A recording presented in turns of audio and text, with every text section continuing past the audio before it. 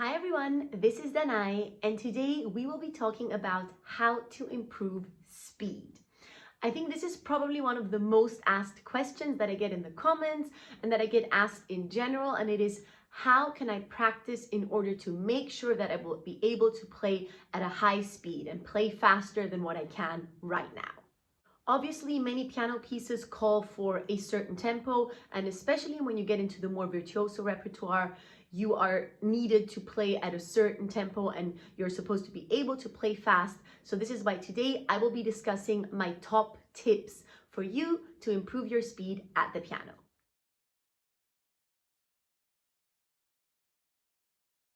My number one tip when it comes to improving the speed is to minimize the effort. And what I mean by that is to really use minimal movement, the most minimal movement necessary. So especially when you're practicing slowly or at a medium-paced tempo, very often you'll see pianists lifting up their fingers high like that and basically doing unnecessary movements. It is so helpful if you eliminate those unnecessary movements from the start. So really minimize the effort that you need to make in order to press the key and in order to create the sound that you wish to create. Really use minimal movement when it comes to lifting the fingers, when it comes to jumping from point A to point B on the keyboard. Don't jump like that, but jump like that. So anything you do, use minimal movement, use the fastest possible way to get there. Because it's very logical, of course, the less movement you need, the faster you can actually do it. And surprisingly, when we play the piano, we actually don't need that much movement. The ways are very short from the finger to the keyboard. It's just this very tiny movement of pressing the key. So if you want to be able to play fast passages, fast scales, fast arpeggios, whatever it is, then really make sure that your movements are minimal. My second tip is to make sure that everything is right at a slow speed. So when you're practicing a fast passage, and of course you will start out by practicing that passage slowly, I think that probably goes without saying, make sure that you eliminate all possible mistakes and anything that is going to make it harder for you when you play it at a fast tempo when you are practicing it slowly. So if there is even the tiniest irregularity when you're playing it slowly, don't dismiss it in your mind thinking, okay, that's fine, I can actually play it at that slow tempo, let me focus on the faster one. But make sure that you go back and repeat it and have it perfect at the slow tempo that you are practicing. So this involves irregularities, rhythmical irregularities, any unwanted accents, if one finger suddenly is louder than the other, any strange hand or finger position, any non-minimal movement, so any unnecessary lifting of the fingers, the arm, or lifting the entire hand.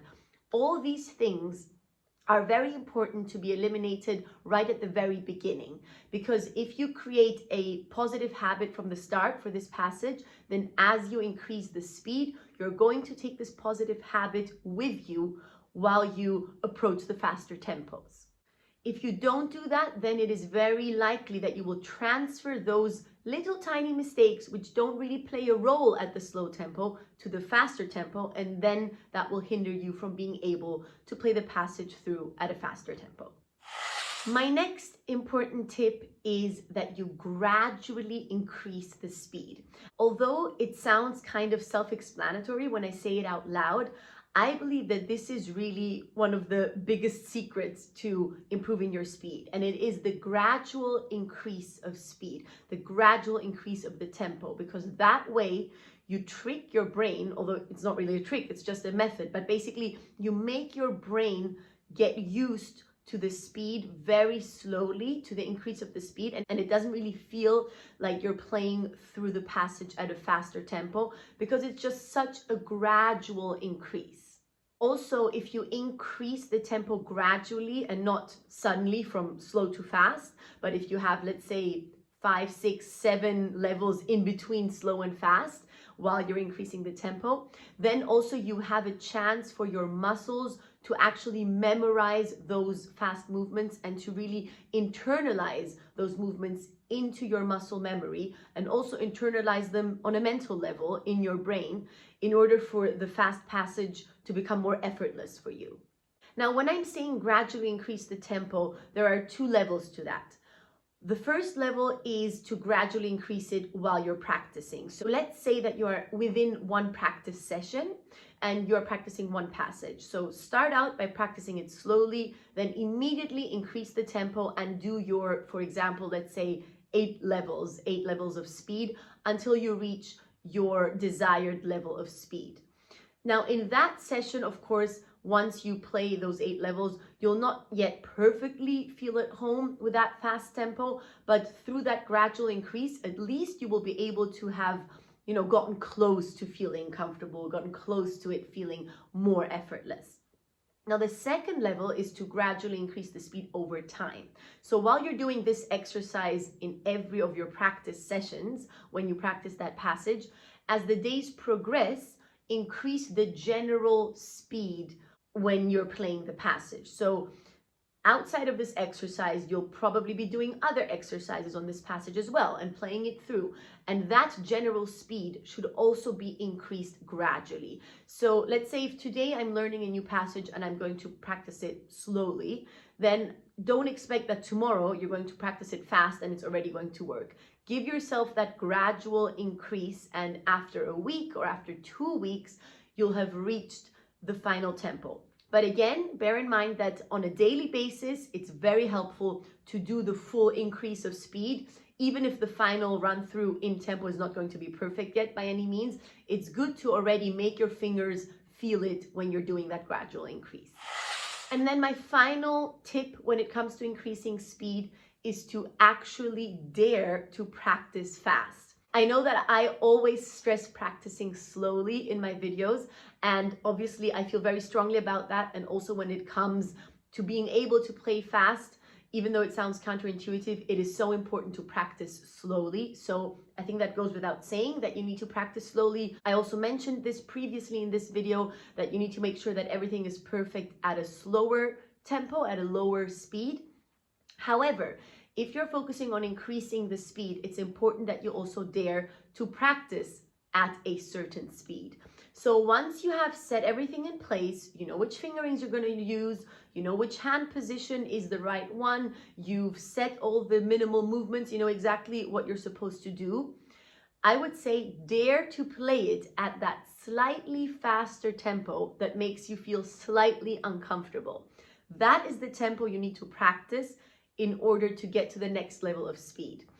So let's say I'm practicing a fast passage and I feel totally fine practicing at 120 beats per minute, but once I hit that 132, I feel slightly uncomfortable. That's the speed I'm going to be practicing. The 132 beats per minute is what I'm going to put on my metronome to make sure that I'm practicing that slightly uncomfortable speed and making that my new comfort zone. And then on the next day, I'm going to be practicing the 138 or the 144 and make that my new comfort zone, and so on. So it's important to practice on that level that is slightly above where you are right now when it comes to speed and when it comes to tempo, in order to actually be able to reach it. So these were my 4 tips when it comes to increasing speed.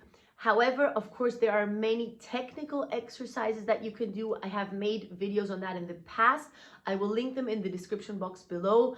That involves practicing in sections. It involves practicing sections slowly and then fast. It involves different exercises. If you want me to make another video on that, a more up-to-date one, I can do it. If you're interested in that, please leave a comment down below and let me know. Then I will make that video. But these tips that I mentioned today are the more general tips when it comes to improving speed, when it comes to being able to get a piece into its final tempo. And the other one, the more technical exercises, are much more in detail and much more specific when it comes to technical passages. I also have an online piano course that you can take a look at if you like. It's always linked in the description box. It's about basic technique building exercises for all levels of playing. So whether you are a beginner or a professional, these exercises are helpful. And it's just about technique building, improving, and having that solid foundation when it comes to piano technique. So if you're interested, then check it out. And other than that, I hope that you enjoyed this video, that you found it interesting and helpful. If you did, please leave a like and subscribe to my channel. That would help me a lot. And I will see you again in my next video next week. Bye.